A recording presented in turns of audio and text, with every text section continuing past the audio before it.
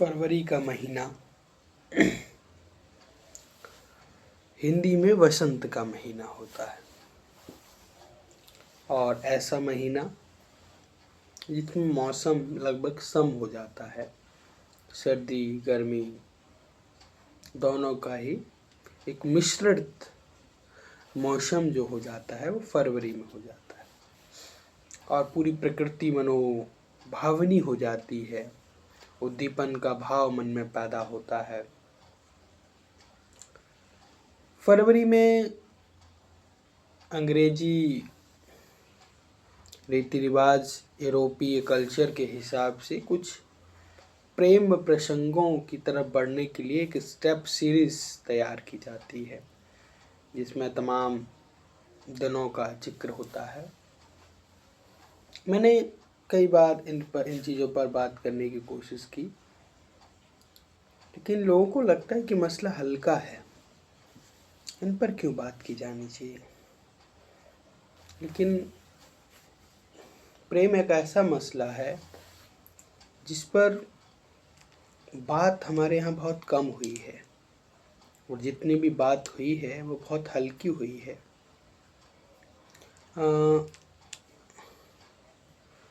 हमारे प्रोफेसर हैं, वो कहते हैं कि सबसे ज़्यादा कविताएं प्रेम पर लिखी गई और सबसे ज़्यादा बेकार कविताएं प्रेम पर लिखी गई। मतलब प्रेम पर लिख पाना, प्रेम पर बोलना, प्रेम को समझना, प्रेम को जीना, प्रेम को महसूस करना मुश्किल है, सबके बस में नहीं है। और अगर बस में भी है तो किसी को समझाना बहुत मुश्किल है। सर ये भी कहते हैं कि जिसके जीवन में प्रेम नहीं है उसके जीवन की जो भविष्यवाणी है, उसके जीवन की जो रेखाएं हैं, उसको ब्रह्मा जी ने काली स्याही से लिखा होगा।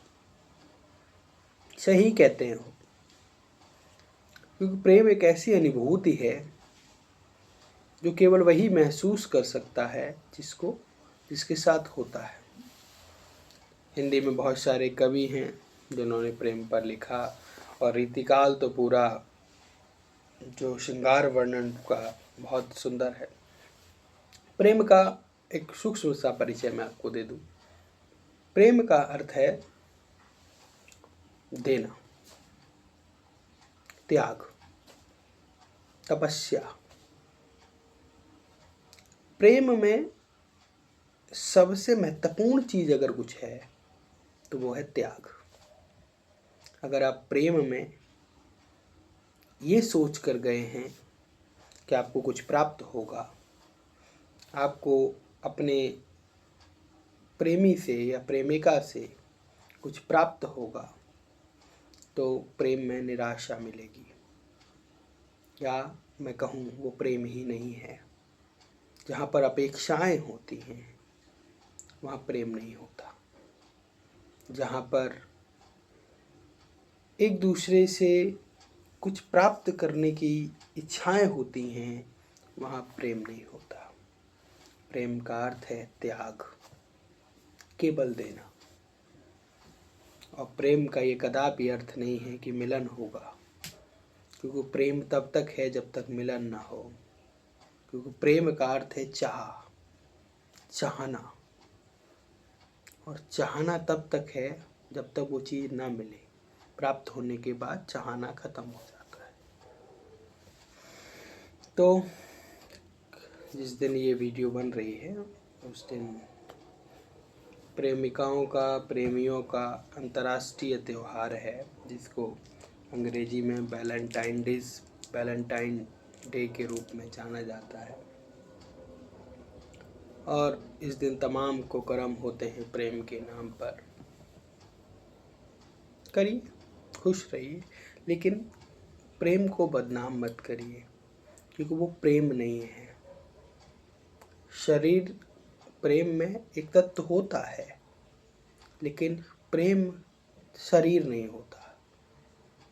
लेकिन आज यही है कि प्रेम नहीं है, शरीर है, इच्छाएं हैं, भौतिक सुख है, उन्हीं को प्राप्त करने के लिए ये तमाम चीज़ें चलती हैं। मैं प्रेम में जितना सुख होता है मिलने का, उतना ही सुख बिछड़ने का भी है।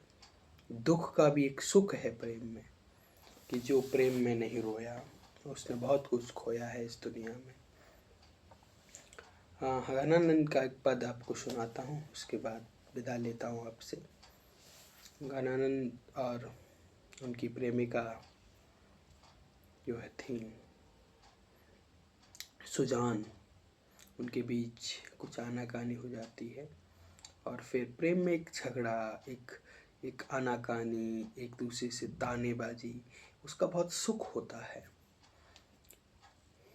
पद है, आनाकानी आरसक ने हार बे करोगे कोलो कहाँ वो चकित दस त्यों न डीठ डोलिए मोहन हूँ सो देखियो कि तैन पन पारे हो जू कूक भरी मुक्ता बुलाए आप बोले हो जान घन आनंद यो मोहितो में पैज परी जानियो कि टेक टरे कौन धो मलेहियो रोए दी है रहोगे कहाँ लो बहराए बेको कबहू तो मेरी पुकार माँ कान खोले हो।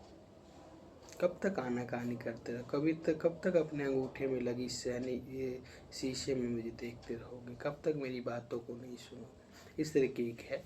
घनानंद को अगर आप पढ़ना चाहें तो पढ़ सकते हैं। घनानंद हैं, देव हैं, उनको आप पढ़ सकते हैं। और आदिकाल में अगर आप चाहें तो विद्यापति को पढ़ सकते हैं।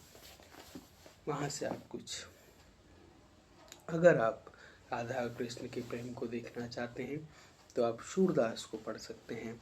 वहाँ से आपको ये चीज़ें प्राप्त होंगी। रीतिकाल में आप कोई भी कवि पढ़ेंगे तो आपको थोड़ा बहुत श्रृंगारिक जानकारी मिलेगी। प्रेम का वो बहुत ऊपरी रूप है। धन्यवाद। राष्ट्रीय त्योहार की शुभकामनाएं।